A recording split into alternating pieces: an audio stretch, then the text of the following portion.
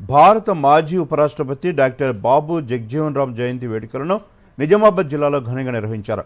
కంఠేశ్వర్ కమాన్ వద్ద గల పాత అంబేద్కర్ భవన్లో నిర్వహించిన జయంతి ఉత్సవాల్లో శాసనసభ్యులు సుదర్శన్ రెడ్డి, రాకేష్ రెడ్డి, కలెక్టర్ రాజీవ్ గాంధీ హనుమంతు, రాష్ట్ర ఉర్దూ అకాడమీ చైర్మన్ తాహిర్ బిన్ హందాన్, అదనపు కలెక్టర్లు అంకిత్, కిరణ్ కుమార్ తదితరులు బాబు జగ్జీవన్ రామ్ విగ్రహానికి పూలమాలలు వేసి నివాళులర్పించారు. అనంతరం వారు మాట్లాడుతూ దేశానికి ఎన్నో విధాలుగా సేవలందించిన మహనీయుడు బాబు జగ్జీవన్ రామ్ అని కొనియాడారు.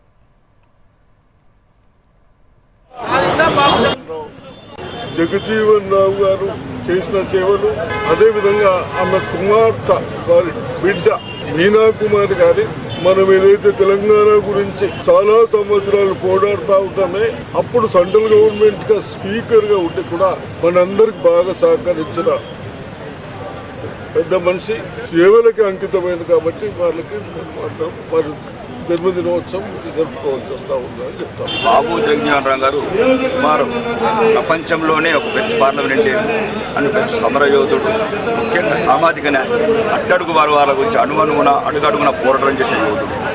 జీవిత చరిత్ర పాఠ్య పుస్తకాలు ఉండాలి. మరీ ముఖ్యంగా ఇప్పుడున్న యువతరం, భవిష్యత్ తరాలు అతని చరిత్ర తెలుసుకొని స్ఫూర్తితో ముందుకు సాగాలి.